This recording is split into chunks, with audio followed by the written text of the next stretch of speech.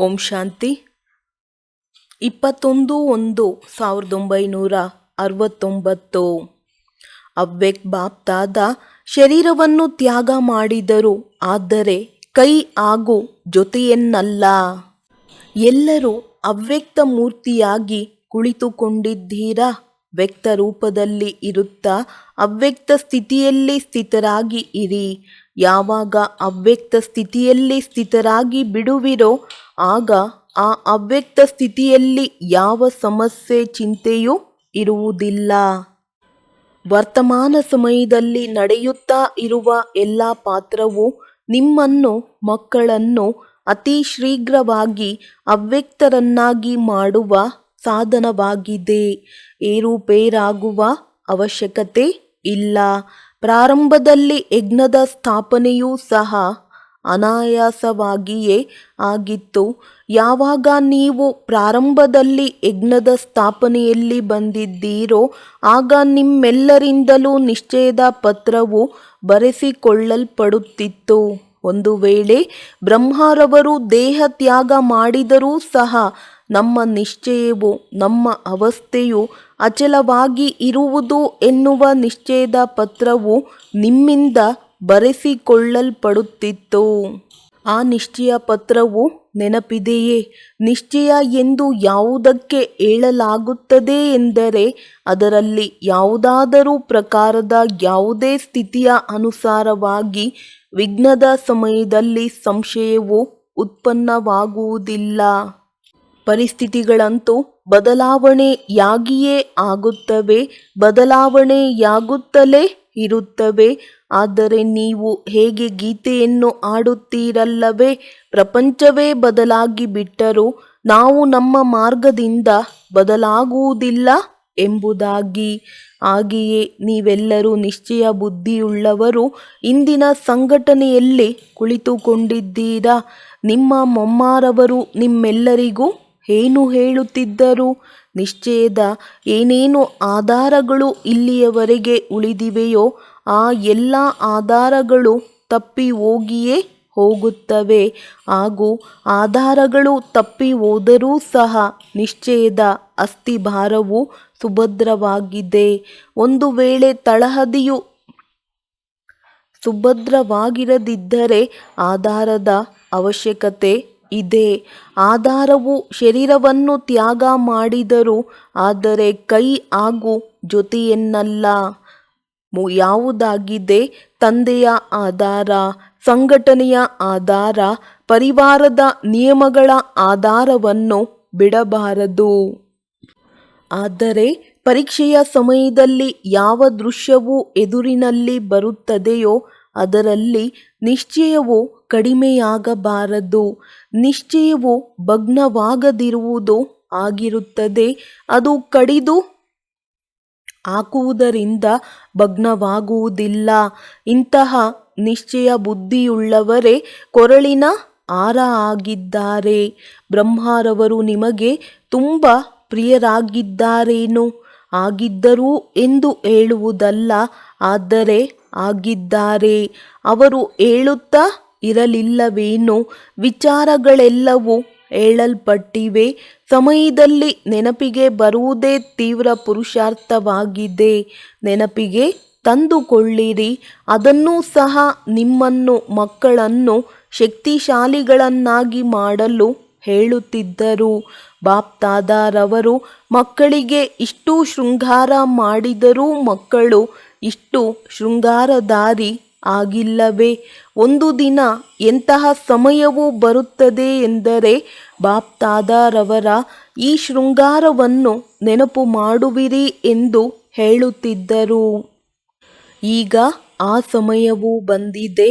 ಮುಂಚೆಯಾದರೋ ಅವರು ತಮ್ಮನ್ನು ನಿರಹಂಕಾರಿ ನಮ್ರಚಿತ್ತರೆಂದು ಹೇಳಿಕೊಂಡು ಅನೇಕ ಮಕ್ಕಳಿಗೆ ಏನು ಹೇಳುತ್ತಿದ್ದರೆಂದರೆ ನಾನೂ ಸಹ ಇನ್ನೂ ಸಂಪೂರ್ಣನಾಗಿಲ್ಲ ಎಂಬುದಾಗಿ. ನಾನೂ ಸಹ ಇನ್ನೂ ನಿರಂತರವೂ ದೇಹಿ ಅಭಿಮಾನಿ ಆಗಿಲ್ಲ ಎಂದು ಹೇಳುತ್ತಿದ್ದರು. ಆದರೆ ನೀವು ನಿಮ್ಮ ಅನುಭವದ ಆಧಾರದಿಂದ 3-4 ತಿಂಗಳಿನ ಒಳಗೆ ಗಮನವನ್ನು ಕೊಟ್ಟಿದ್ದರೆ ಸನ್ಮುಖದಲ್ಲಿ ಮಿಲನ ಮಾಡುವ ಸೌಭಾಗ್ಯವು ಪ್ರಾಪ್ತಿಯಾಗಿದ್ದರೆ ಈ ಬ್ರಹ್ಮರವರು ಈಗ ಸಾಕಾರಿಯಾಗಿಲ್ಲ, ಆದರೆ ಅವ್ಯಕ್ತ ಆಕಾರಿ ರೂಪಧಾರಿ ಆಗಿದ್ದಾರೆ ಎನ್ನುವ ಅನುಭವ ಮಾಡುತ್ತಿದ್ದೀರಿ. ಕೆಲವು ವರ್ಷಗಳಿಗೆ ಮುಂಚೆ ಬ್ರಹ್ಮರವರು ಸಣ್ಣ ಸಣ್ಣ ವಿಚಾರಗಳನ್ನು ಕೇಳುತ್ತಿದ್ದರು, ಸಮಯವನ್ನು ಕೊಡುತ್ತಿದ್ದರು. ಆದರೆ ಈಗ ಏನು ನೋಡಿದ್ದೀರಿ? ಸಣ್ಣ ಸಣ್ಣ ಈ ವಿಚಾರಗಳನ್ನು ಕೇಳದಿರುವ ಕಾರಣ ಏನಾಗಿತ್ತೆಂದರೆ, ತಮ್ಮ ಈ ಸಮಯವು ನಿರಂತರವೂ ನೆನಪಿನಲ್ಲಿ ಕಳೆಯಲಿ ಎನ್ನುವುದಕ್ಕಾಗಿ ನೀವು ಮಕ್ಕಳು ಅವರ ತನುವಿನ ಮೂಲಕ ಅವರ ಮಸ್ತಕದಲ್ಲಿ ನಕ್ಷತ್ರವು ಪ್ರಕಾಶಿಸುತ್ತಿರುವುದು ಕಂಡುಬರುತ್ತಿದ್ದುದನ್ನು ಗಮನಿಸಲಿಲ್ಲವೇ? ಅವ್ಯಕ್ತ ಸ್ಥಿತಿಯಲ್ಲಿ ಯಾರು ಇರುತ್ತಿದ್ದರೋ ಅವರು ಅವ್ಯಕ್ತ ಮೂರ್ತಿಯನ್ನು ಅರಿತುಕೊಂಡರು, ಗುರುತು ಹಿಡಿದರು.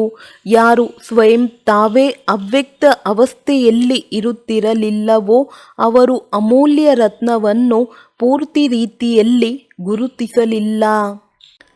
ಈಗಲೂ ಸಹ ಸ್ಥಾಪನೆಯ ಕಾರ್ಯವು ಬ್ರಹ್ಮರವರದ್ದು ಆಗಿದೆ, ನನ್ನದಾಗಿಲ್ಲ.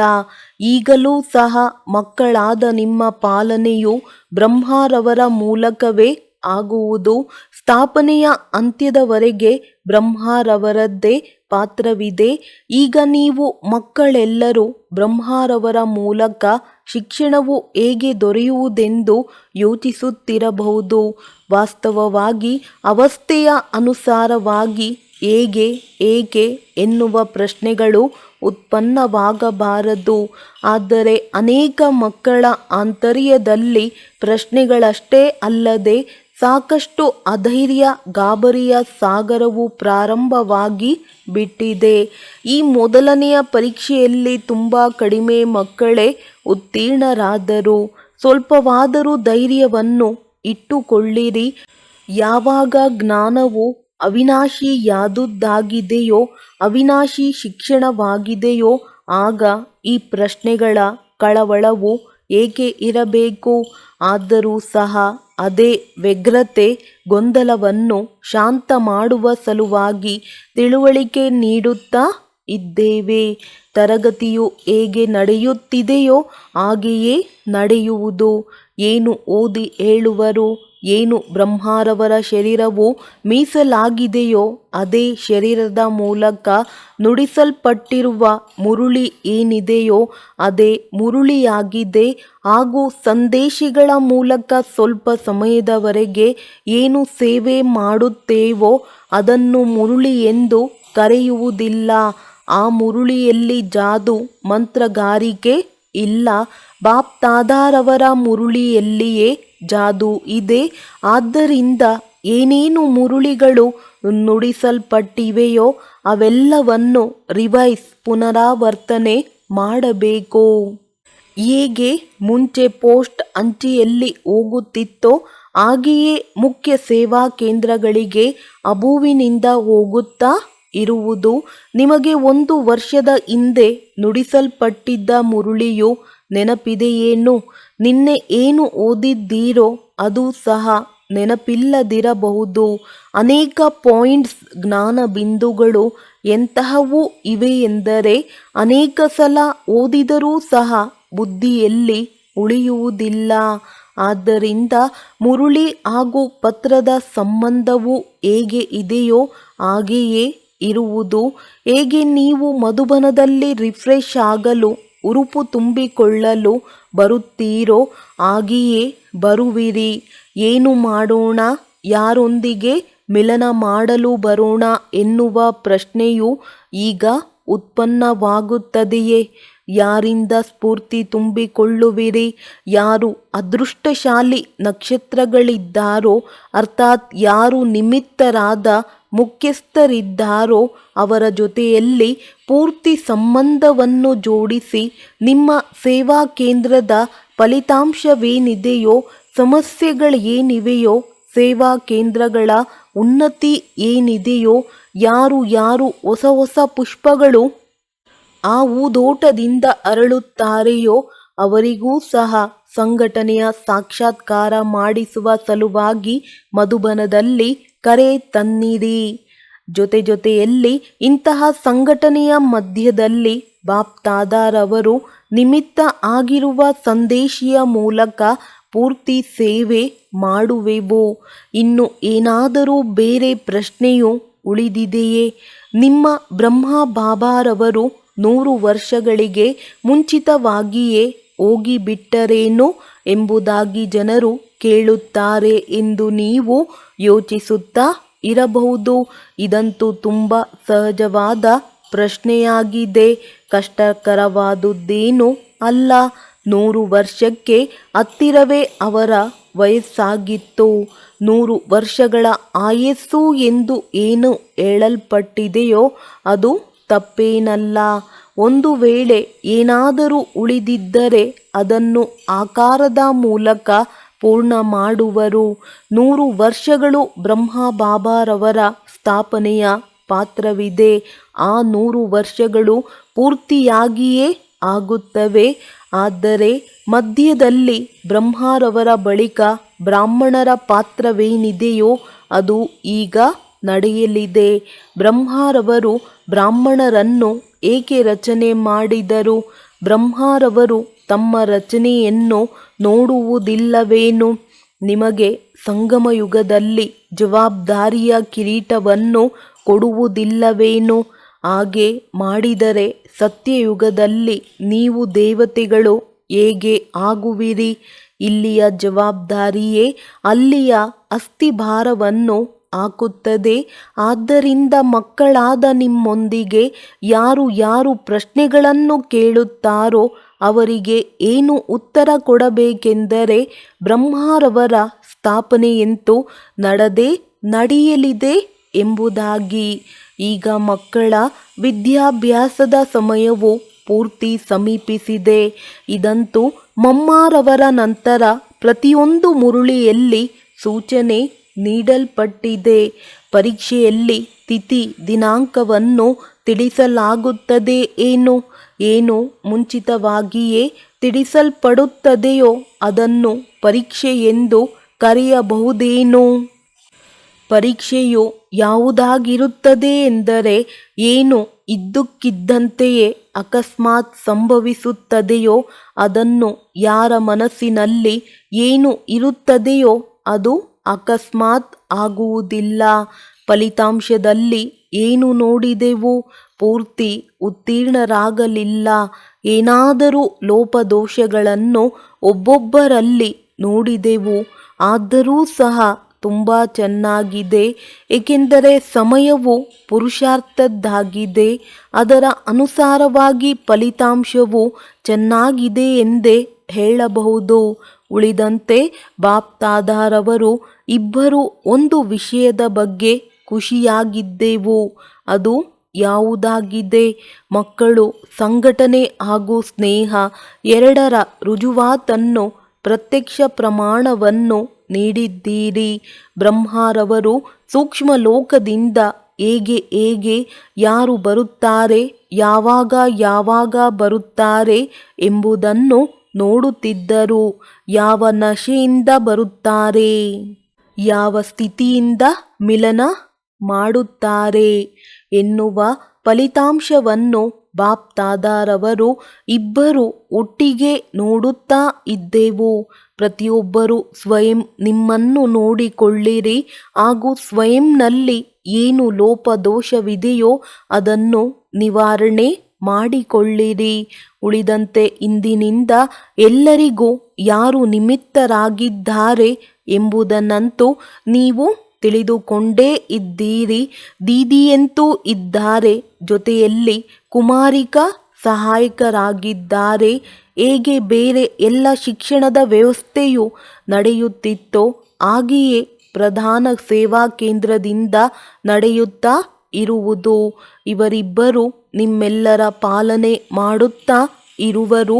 ಒಂದು ವೇಳೆ ಅವಶ್ಯಕತೆಯುಂಟಾದರೆ ನಿಮ್ಮೆಲ್ಲರ ಸೇವಾ ಕೇಂದ್ರಗಳಲ್ಲಿ ಸುತ್ತಿಕೊಂಡು ಬರುತ್ತಾ ಇರುವರು. ಆದರೆ ಈಗಿನ ಪರೀಕ್ಷೆಯು ಏನಾಗಿದೆ? ಇದಂತೂ ಇದ್ದಕ್ಕಿದ್ದಂತೆಯೇ ಪರೀಕ್ಷೆಯು ನಡೆದು ಹೋಯಿತು. ಆದರೆ ಮುಂಬರಲಿರುವ ಪರೀಕ್ಷೆ ಏನಿದೆಯೋ ಅದನ್ನು ತಿಳಿಸುತ್ತಿದ್ದೇವೆ.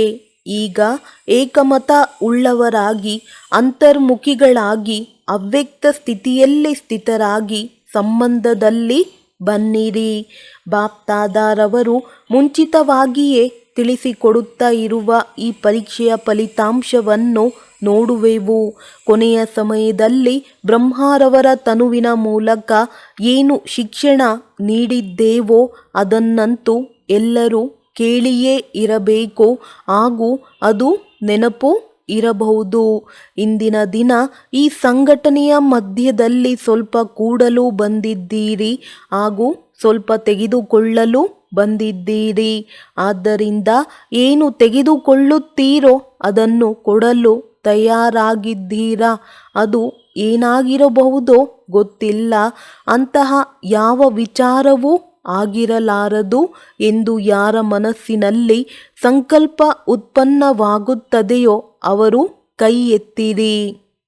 ಒಂದು ವೇಳೆ ಎಲ್ಲರೂ ಸಂತುಷ್ಟರಾಗಿದ್ದರೆ ಏನು ತೆಗೆದುಕೊಳ್ಳುತ್ತಾರೋ ಅದನ್ನು ಕೊಡುವುದರಲ್ಲಿಯೂ ಸಂತುಷ್ಟರಾಗಿರುವರು. ಇಂದು ಸಂಘಟನೆಯ ಮಧ್ಯದಲ್ಲಿ 2 ಲೋಪದೋಷಗಳನ್ನು ದಾನವಾಗಿ ಕೊಡಿ. ಯಾವ 2 ಅವಗುಣಗಳು? ಒಂದು ಮುಖ್ಯವಾದ ವಿಚಾರವು ಏನಾಗಿದೆ ಎಂದರೆ ಇಂದಿನಿಂದ ಪರಸ್ಪರರಲ್ಲಿ ಒಬ್ಬರಿಗೊಬ್ಬರ ಅವಗುಣವನ್ನು ನೋಡಬಾರದು, ಕೇಳಬಾರದು, ಮನಸ್ಸಿನಲ್ಲಿ ಇಟ್ಟುಕೊಳ್ಳಲು ಬಾರದು. ಒಂದು ವೇಳೆ ಯಾರಾದರೂ ಸಹೋದರ ಅಥವಾ ಸಹೋದರಿಯ ಯಾವುದಾದರೂ ಅವಗುಣವು ಕಂಡು ಬಂದರೆ ನಿಮಿತ್ತರಾಗಿರುವವರು ಯಾರು ಇದ್ದಾರೋ ಅವರ ಮೂಲಕ ಅವರಿಗೆ ಸೂಚನೆ ಕೊಡಿಸಬಹುದು. ಇನ್ನೊಂದು ವಿಷಯವೇನಾಗಿದೆ ಎಂದರೆ ಅನೇಕರು ನಿಮ್ಮ ನಿಶ್ಚಯವನ್ನು ಏರುಪೇರು ಮಾಡುವ ಸಲುವಾಗಿ ನಾನಾ ವಿಚಾರಗಳನ್ನು ಹೇಳುವರು, ಅಪಪ್ರಚಾರ ಮಾಡುವರು. ಈಗ ಈ ಸಂಸ್ಥೆಯು ಹೇಗೆ ನಡೆಯುತ್ತದೆಯೋ ನೋಡೋಣ ಎಂದು ತೆಗಳುವರು. ಆದರೆ ಇವರ ಆಧಾರವು ಅವಿನಾಶಿಯಾಗಿದೆ ಎನ್ನುವುದು ಆ ಜನರಿಗೆ ಗೊತ್ತಿಲ್ಲ. ಇನ್ನೊಂದು ವಿಚಾರವನ್ನು ಏನು ಗಮನದಲ್ಲಿ ಇಟ್ಟುಕೊಳ್ಳಬೇಕೆಂದರೆ ಯಾರಾದರೂ ನಿಮ್ಮನ್ನು ಅಲುಗಾಡಿಸಲು ಪ್ರಯತ್ನ ಮಾಡಿದರೆ ಹೇಗೆ ಮಕ್ಕಳಾದ ನಿಮ್ಮ ಕಲ್ಪದ ಇಂದಿನ ಗಾಯನವಿದೆಯೋ ಅಂಗದನ ಕಾಲನ್ನು ಅಲುಗಾಡಿಸಲು ಸಾಧ್ಯವಾಗಲಿಲ್ಲ ಎಂಬುದಾಗಿ ಅಂತಹ ನಿಶ್ಚಯ ಬುದ್ಧಿಯುಳ್ಳ ಅಡೋಲ ಡೋಲಾಯಮಾನ ಆಗದಿರುವವರು ಏಕರಸವಾಗಿರುವವರೇ ಮುಂಬರಲಿರುವ ಅಂತಿಮ ಪರೀಕ್ಷೆಯಲ್ಲಿ ಉತ್ತೀರ್ಣರಾಗುವರು. ಬ್ರಹ್ಮರವರ ಮೂಲಕ ಇಷ್ಟೊಂದು ಬ್ರಾಹ್ಮಣರು ಏನು ರಚನೆ ಮಾಡಲ್ಪಟ್ಟಿದ್ದಾರೋ ಈ ಮಕ್ಕಳು ದೊಡ್ಡವರಾಗಿ ಬಿಟ್ಟಾಗ ತಂದೆಯ ನಿವೃತ್ತ ಆಗುವುದಿಲ್ಲವೇ? ತಂದೆಯು ನಿವೃತ್ತ ಅವಸ್ಥೆಯಲ್ಲಿಯೂ ನಿಮ್ಮ ಜೊತೆಯಲ್ಲಿದ್ದಾರೆ ಎಂದು ಈಗ ತಿಳಿದುಕೊಳ್ಳಿರಿ. ಅವರು ನಿಮಗೆ ಮಕ್ಕಳಿಗೆ ಕಾರ್ಯವನ್ನು ಕೊಟ್ಟು ನೋಡುತ್ತಾ ಇರುತ್ತಾರೆ. ಶರೀರವು ಬಿಟ್ಟು ಹೋಯಿತು, ಆದರೆ ಕೈ ಹಾಗೂ ಜೊತೆಯು ಬಿಟ್ಟು ಹೋಗಲಿಲ್ಲ. ಅದಂತೂ ಅವಿನಾಶಿಯಾಗಿ ಕಾಯಂ ಆಗಿರುವುದು. ಈ 2 ಲೋಪದೋಷಗಳನ್ನು ಏನು ಹೇಳಿದೆವೋ, ಒಂದು ಏರುಪೇರಾಗುವುದನ್ನು ದಾನ ಕೊಡಿ, ಇನ್ನೊಂದು ಅವಗುಣವನ್ನು ನೋಡುವುದನ್ನು ದಾನ ಕೊಡಿ. ಎಲ್ಲ ಮಕ್ಕಳು ಏನು ಗಮನ ಕೊಡಬೇಕೆಂದರೆ ಯಾವಾಗ ಸಂಕಲ್ಪ ಮಾಡಿ ಬಿಟ್ಟಿರೋ ಅರ್ಥಾತ್ ದಾನ ಕೊಟ್ಟು ಬಿಟ್ಟಿರೋ ಆಗ ಸಂಕಲ್ಪ ಮಾಡಿರುವ ವಸ್ತುವು ಎಂದೂ ಹಿಂದಕ್ಕೆ ತೆಗೆದುಕೊಳ್ಳಲ್ಪಡುವುದಿಲ್ಲ. ಒಂದು ವೇಳೆ ಮಾಯೆಯು ವಾಪಸ್ ತೆಗೆದುಕೊಳ್ಳುವಂತೆ ಎಷ್ಟೇ ಪ್ರಯತ್ನ ಮಾಡಿದರೂ ನಿಮ್ಮ ಮೇಲೆ ಗಮನವಿದ್ದರೆ ಉತ್ತೀರ್ಣರಾಗಿ ಬಿಡುವಿರಿ. ಈಗ ಇನ್ನು ಒಂದು ವಿಚಾರವನ್ನು ನಿಮ್ಮೆಲ್ಲರ ಗಮನದಲ್ಲಿ ತಂದು ಕೊಡುತ್ತಿದ್ದೇವೆ. ಬಾಪ್ದಾದಾರವರ ಕೊನೆಯ ಮುರುಳಿಯಲ್ಲಿ ಏನು ಶಿಕ್ಷಣವು ದೊರೆತಿದೆ ಎಂದರೆ ಈ ಧ್ಯಾನ ಸಾಕ್ಷಾತ್ಕಾರದಲ್ಲಿ ಹೆಚ್ಚಾಗಿ ಮಗ್ನರಾಗುವುದು ಸಮಯವನ್ನು ವ್ಯರ್ಥವಾಗಿ ಕಳೆಯುವುದಾಗಿದೆ ಎಂಬುದಾಗಿ. ಆದ್ದರಿಂದ ಇದನ್ನು ಮಾಡಬಾರದು. ಸಂದೇಶಿಗಳ ಮೂಲಕ ಸೇವಾ ಕೇಂದ್ರದಲ್ಲಿ ಏನು ಪಾತ್ರವು ನಡೆಯುತ್ತದೆಯೋ ಅದನ್ನು ನೀವು ಪರಿಶೀಲನೆ ಮಾಡಲು ಸಾಧ್ಯವಾಗದಿರಬಹುದು. ಸಂದೇಶಿಗಳ ಮೂಲಕ ಸೇವಾ ಕೇಂದ್ರದಲ್ಲಿ ಏನು ಪಾತ್ರವು ನಡೆಯುತ್ತದೆಯೋ ಅದನ್ನು ನೀವು ಪರಿಶೀಲನೆ ಮಾಡಲು ಸಾಧ್ಯವಾಗದಿರಬಹುದು. ಆದ್ದರಿಂದ ನಿಮಿತ್ತರಾಗಿರುವ ಈ ದೀದಿ ಹಾಗೂ ಕುಮಾರಿಕಾ ಯಾವ ಸಂದೇಶಿಯನ್ನು ನಿಯಮಿಸುತ್ತಾರೋ ಅವರ ಮೂಲಕ ನಿರ್ದೇಶನವು ದೊರೆಯುವುದು. ಈ ಪಾತ್ರದ ಸಲುವಾಗಿಯೂ ಇವರು ಯಾರನ್ನು ನಿಮಿತ್ತ ಮಾಡುತ್ತಾರೋ ಅವರ ಮೂಲಕವೇ ರಹಸ್ಯವು ಸ್ಪಷ್ಟವಾಗುವುದು. ಹೇಗೆ ಕೊನೆಯ ಮುರುಳಿಯಲ್ಲಿ ಇನ್ನೂ ಏನು ನಿರ್ದೇಶನವಿತ್ತೆಂದರೆ ಭೋಗದ ಸಮಯದಲ್ಲಿ ವೈಕುಂಠ ಮುಂತಾದುದರಲ್ಲಿ ಹೋಗುವುದು ವ್ಯರ್ಥವಾಗಿ ಸಮಯವನ್ನು ಕಳೆಯುವುದಾಗಿದೆ ಎಂಬುದಾಗಿ. ಏಕೆಂದರೆ ಈ ಸಂಚಾರ ಸುತ್ತಾಟವು ಈಗ ಶೋಭಿಸುವುದಿಲ್ಲ. ಈಗಂತೂ ನಿರಂತರವೂ ನೆನಪಿನ ಯಾತ್ರೆ ಹಾಗೂ ಏನು ಶಿಕ್ಷಣವು ದೊರೆತಿದೆಯೋ ಅದನ್ನು ನಿತ್ಯ ಜೀವನದಲ್ಲಿ ಧಾರಣೆ ಮಾಡುವ ರುಜುವಾತನ್ನು ನೀಡಿರಿ.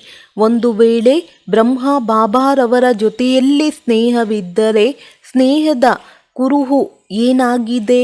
ಅವರ ನೆನಪಿನಲ್ಲಿ 2 ಹನಿ ಕಣ್ಣೀರು ಸುರಿಸಿ ಬಿಡುವುದು ಸ್ನೇಹವಲ್ಲ. ಆದರೆ ಯಾವ ವಸ್ತುವಿನೊಂದಿಗೆ ಅವರ ಸ್ನೇಹವಿತ್ತೋ ಅದರೊಂದಿಗೆ ನಿಮ್ಮ ಸ್ನೇಹವಿರುವುದನ್ನೇ ಸ್ನೇಹವೆಂದು ಕರೆಯಲಾಗುತ್ತದೆ. ಅವರ ಪ್ರೀತಿಯು ಸೇವೆಯೊಂದಿಗೆ ಇತ್ತು. ಕೊನೆಯಲ್ಲಿಯೂ ಸೇವೆಯ ರುಜುವಾತನ್ನು ನೀಡಿದರಲ್ಲವೇ? ಆದ್ದರಿಂದ ಸೇವೆಯೊಂದಿಗೆ ಪ್ರೀತಿ ಹಾಗೂ ಅವರ ಆಜ್ಞೆಗಳೊಂದಿಗೆ ಪ್ರೀತಿಯನ್ನೇ ಸ್ನೇಹವೆಂದು ಕರೆಯಲಾಗುತ್ತದೆ. ಉಳಿದಂತೆ ಮಕ್ಕಳಾದ ನಮ್ಮ ಒಪ್ಪಿಗೆ ಇಲ್ಲದೆಯೇ ನಾವು ಬೀಳ್ಕೊಡದೆಯೇ ಸಾಕಾರ ತಂದೆಯನ್ನು ಸೂಕ್ಷ್ಮ ಲೋಕದಲ್ಲಿ ಏಕೆ ಕರೆಸಿಕೊಂಡರು ಎಂಬುದಾಗಿ ಯಾರೂ ಯೋಚನೆ ಮಾಡಬಾರದು. ನೀವು ಬೀಳ್ಕೊಟ್ಟು ಕಳುಹಿಸಿಕೊಡಿ ಎಂದು ಹೇಳಿದ್ದರೆ ನೀವು ಒಪ್ಪಿಗೆ ಕೊಡುತ್ತಿದ್ದೀರೇನು? ಆದ್ದರಿಂದ ಏನು ತಿಳಿದುಕೊಳ್ಳಬೇಕೆಂದರೆ ನಾಟಕದಲ್ಲಿ ಬ್ರಾಹ್ಮಣ ಕುಲದ ಈ ಸಂಪ್ರದಾಯವಿದೆ. ಏನು ನಾಟಕದಲ್ಲಿ ಪೂರ್ವ ನಿಶ್ಚಿತವಾಗಿದೆಯೋ ಆ ಸಂಪ್ರದಾಯ ನಡೆಯಿತು ಎಂದು ತಿಳಿದುಕೊಳ್ಳಿರಿ. ಸಾಕಾರ ತಂದೆಯ ಜೊತೆಯಲ್ಲಿ ನಿಮ್ಮೆಲ್ಲರದ್ದು ತುಂಬ ಪ್ರೀತಿ ಇತ್ತು ಎನ್ನುವುದಂತೂ ಗೊತ್ತಿದೆ. ಇತ್ತು ಎಂದಲ್ಲ, ಈಗಲೂ ಇದೆ. ಪ್ರೀತಿ ಇಲ್ಲದಿದ್ದರೆ ಈ ಸಭೆಯಲ್ಲಿ ಹೇಗೆ ಇರುತ್ತಿದ್ದೀರಿ? ಸಾಕಾರದಲ್ಲಿ ಅನುಕರಣೆ ಮಾಡುವ ಸಲುವಾಗಿ ಇವರ ಶರೀರವೇ ನಿಮಿತ್ತವಾಗಿದ್ದುದರಿಂದ ಪ್ರೀತಿಯಿರುವುದಿಲ್ಲ. ಸ್ನೇಹವಿತ್ತು ಹಾಗೂ ಈಗಲೂ ಇದೆ. ಇದು ತಂದೆ ಮಕ್ಕಳ ಕುರುವಾಗಿದೆ. ಆದ್ದರಿಂದ ಸಾಕಾರ ಬ್ರಹ್ಮರವರೂ ಸಹ ಸೂಕ್ಷ್ಮ ಲೋಕದಲ್ಲಿ ಮುಗುಳ್ನಗುತ್ತಾ ಇದ್ದಾರೆ. ಮಕ್ಕಳ ಸ್ನೇಹವಿರುವುದರಿಂದ ನನ್ನ ಸ್ನೇಹವು ಯಾಕೆ ಇಲ್ಲ ಎಂದು ನಗುತ್ತಾರೆ. ಆದರೆ ನಾಟಕದಲ್ಲಿ ಏನೇನು ಪಾತ್ರವು ನಡೆಯುತ್ತದೆಯೋ ಅದು ಕಲ್ಯಾಣಕಾರಿಯಾಗಿದೆ ಎನ್ನುವುದು ಅವರಿಗೆ ಅರಿವಿದೆ. ಅವರು ವಿಚಲಿತರಾಗುವುದಿಲ್ಲ. ಅವರಂತೂ ಸಂಪೂರ್ಣ ಅಚಲ ಅಡೋಲ ಸ್ಥಿರವಾಗಿದ್ದರು ಹಾಗೂ ಈಗಲೂ ಹಾಗೆಯೇ ಇದ್ದಾರೆ. ಆದರೆ ಮಕ್ಕಳಾದ ನಿಮಗಿಂತಲೂ ಅವರಲ್ಲಿ ಸಹಸ್ರಪಾಲು ಸ್ನೇಹವು ಹೆಚ್ಚು ಇದೆ. ಈಗ ಸ್ನೇಹದ ರುಜುವಾತನ್ನು ನೀಡಿರಿ. ಇದು ಸಹ ಒಂದು ಬಚ್ಚಿಟ್ಟುಕೊಳ್ಳುವ ಆಟವಾಗಿದೆ. ಹೀಗೆ ವಿಚಾರ ಸಾಗರ ಮಂಥನ ಮಾಡಿರಿ. ವ್ಯಾಕುಲತೆಯ ಮಂಥನ ಮಾಡಬೇಡಿರಿ. ಏನು ಶಕ್ತಿಯನ್ನು ತೆಗೆದುಕೊಂಡಿದ್ದೀರೋ ಅದನ್ನು ಪ್ರತ್ಯಕ್ಷದಲ್ಲಿ ಉಪಯೋಗ ಮಾಡಿಕೊಳ್ಳಿರಿ. ಭಾರತ ಮಾತೆಯರು ಶಕ್ತಿಯ ಅವತಾರ ಎನ್ನುವುದೇ ಅಂತ್ಯದ ಜಯಘೋಷವಾಗಿದೆ. ಸನ್ಶೋಸ್ ಫಾದರ್ ತಂದೆಯು ಎಂಥವರೆನ್ನುವುದನ್ನು ಮಗನು ತೋರಿಸಿಕೊಡುವನು ಎನ್ನುವುದನ್ನು ಪೂರ್ವ ನಿಶ್ಚಿತವಾದ ನಾಟಕವು ಮಾಡಿಸುವುದು. ನಾನು ಮಕ್ಕಳೊಂದಿಗೆ ಮಿಲನ ಮಾಡಲು ಬರುತ್ತೇನೆಂದು ಸಾಕಾರ ತಂದೆಯು ಹೇಳಿದರು. ಒಂದು ವೇಳೆ ಈ ದಿನ ಬಂದು ಬಿಟ್ಟಿದ್ದರೆ ಮಕ್ಕಳು ಕಣ್ಣೀರು ಸುರಿಸುತ್ತಿದ್ದೀರಿ. ಒಳ್ಳೆಯದು. 21/1/1963 ಪ್ರಾತಃ ಕಾಲದ ಸಮಯದಲ್ಲಿ ಬಾಪ್ ದಾದಾರವರು ಗುಲ್ಜಾರ್ ಸಹೋದರಿಯರ ಶರೀರದಲ್ಲಿ ಪ್ರವೇಶ ಮಾಡಿ ಬಂದರು ಹಾಗೂ ಮಹಾವಾಕ್ಯಗಳನ್ನು ಉಚ್ಚಾರಣೆ ಮಾಡಿದರು. ನಿಮ್ಮನ್ನು ಆಕಾರಿಯನ್ನಾಗಿ ಮಾಡಲು ಬಾಪ್ ದಾದಾರವರು ಈಗಲೂ ಕಾಯಂ ಆಗಿ ಇದ್ದೇವೆ ಹಾಗೂ ಕಾಯಂ ಆಗಿ ಇರುವೆವು. ಈಗ ಬಾಪ್ ದಾದಾರವರು ಆತ್ಮಿಕ ರತ್ನಗಳಾದ ನಿಮ್ಮೊಂದಿಗೆ ಮಿಲನ ಮಾಡಿ ಬೀಳ್ಕೊಡುತ್ತೇವೆ ಮತ್ತೆ ಮಿಲನ ಮಾಡುವೆವು. ಏನು ಸಂಭವಿಸುತ್ತದೆಯೋ ಅದರಲ್ಲಿ ಕಲ್ಯಾಣವಿದೆ. ಬಾಪ್ ದಾದಾ ಹಾಗೂ ಕಲ್ಯಾಣ ಎಂಬುದನ್ನು ಜೊತೆಯಲ್ಲಿ ನೆನಪಿಟ್ಟುಕೊಳ್ಳಿರಿ. ಬೇರೆ ಯಾವ ಶಬ್ದವೂ ಇಲ್ಲ. ಸಂದೇಶಿಯು ವಾಪಸ್ ಬಂದ ಮೇಲೆ ಸೂಕ್ಷ್ಮ ಲೋಕದ ಸಂದೇಶ. ತಂದೆಯು ಪ್ರೀತಿ ಹಾಗೂ ನೆನಪು ಎಂದು ಹೇಳಿದರು. ಹೇಗೆ ಈ ಸಮಯದಲ್ಲಿ ಪ್ರತಿಯೊಬ್ಬರ ಆಂತರ್ಯದಲ್ಲಿ ತಂದೆಯು ನೋಡಿ ಬಂದಿದ್ದೇನೆಯೋ ಹಾಗೆಯೇ ನೆನಪು ಹಾಗೂ ಪ್ರೀತಿಯನ್ನು ಯಾವಾಗಲೂ ಕಾಯಂ ಆಗಿ ಇಟ್ಟುಕೊಳ್ಳುವೆವು. ಈ ನೆನಪು ಹಾಗೂ ಪ್ರೀತಿಯು ಒಂದು ಹಗ್ಗದ ಸಮಾನ ಆಗಿದೆ. ಆ ಹಗ್ಗವನ್ನು ಕಾಯಂ ಆಗಿ ಇಟ್ಟುಕೊಳ್ಳಿರಿ. ಈ ಹಗ್ಗದ ಕಾರಣದಿಂದ ಮಧ್ಯೆ ಮಿಲನ ಮಾಡುತ್ತಾ ಇರುವೆವು. ಸ್ಥಾಪನೆಯ ಕಾರ್ಯವು ಏನು ಹಾಗೂ ಹೇಗೆ ಆದಿಯಲ್ಲಿ ನಡೆದಿದೆಯೋ ಹಾಗೆಯೇ ಅಂತ್ಯದವರೆಗೂ ನಡೆಯುವುದು ಎಂದು ತಂದೆಯು ಹೇಳಿದರು. ವ್ಯತ್ಯಾಸವೇನೂ ಇಲ್ಲ. ಯಾವ ಮಕ್ಕಳನ್ನು ತಂದೆಯು ನಿಮಿತ್ತರನ್ನಾಗಿ ಇಡುತ್ತೇವೋ ಅವರ ಮೂಲಕ ಬಾಪ್ ದಾದಾರವರು ಎಲ್ಲ ಮಕ್ಕಳಿಗೂ ನಿರ್ದೇಶನ ನೀಡುತ್ತಾ ಇರುವೆವು ಹಾಗೂ ಮಕ್ಕಳು ಬಾಪ್ ದಾದಾರವರ ಒಟ್ಟಿಗೆ ಹೇಗೆ ಇರುವುದು ಎನ್ನುವುದನ್ನು ಅನುಭವ ಮಾಡುತ್ತಾ ಇರುವಿರಿ. ಸಂಗಮ ಯುಗದಲ್ಲಿ ಬಾಪ್ ದಾದಾರವರು ಇಬ್ಬರು ಅಗಲಿ ಹೋಗುವುದಿಲ್ಲ. ಎಲ್ಲರಿಗೂ 2 ಶಬ್ದಗಳನ್ನು ಹೇಳು, ಅಟಲ ಹಾಗೂ ಅಖಂಡ ಎಂದು ತಂದೆಯು ಹೇಳಿದರು. ಬಾಪ್ ದಾದಾರವರು ಈ 2 ಶಬ್ದಗಳ ಉಡುಗೊರೆಯನ್ನು ನೀಡುತ್ತೇವೆ. ಹೇಗೆ ಯಾರಾದರೂ ಗಣ್ಯ ವ್ಯಕ್ತಿಗಳು ಎಲ್ಲಿಗಾದರೂ ಹೋದರೆ ಅವರಿಗೆ ಉಡುಗೊರೆಯನ್ನು ನೀಡುತ್ತಾರೋ ಹಾಗೆ ಬಾಪ್ ದಾದಾರವರು ಇಬ್ಬರು 2 ಶಬ್ದಗಳ ಉಡುಗೊರೆಯನ್ನು ನೀಡುತ್ತೇವೆ. ಇವುಗಳನ್ನು ಬುದ್ಧಿರೂಪಿ ಬೀರುವಿನಲ್ಲಿ ಹೇಗೆ ಜೋಪಾನವಾಗಿ ಇಟ್ಟುಕೊಳ್ಳಬೇಕೆಂದರೆ ಯಾರಾದರೂ ಕದ್ದುಕೊಂಡು ಹೋಗುವ ಪ್ರಯತ್ನ ಮಾಡಿದರೂ ಸಹ ಉಡುಗೊರೆಯು ಜೊತೆಯಲ್ಲಿಯೇ ಇರಬೇಕು. ಓಂ ಶಾಂತಿ.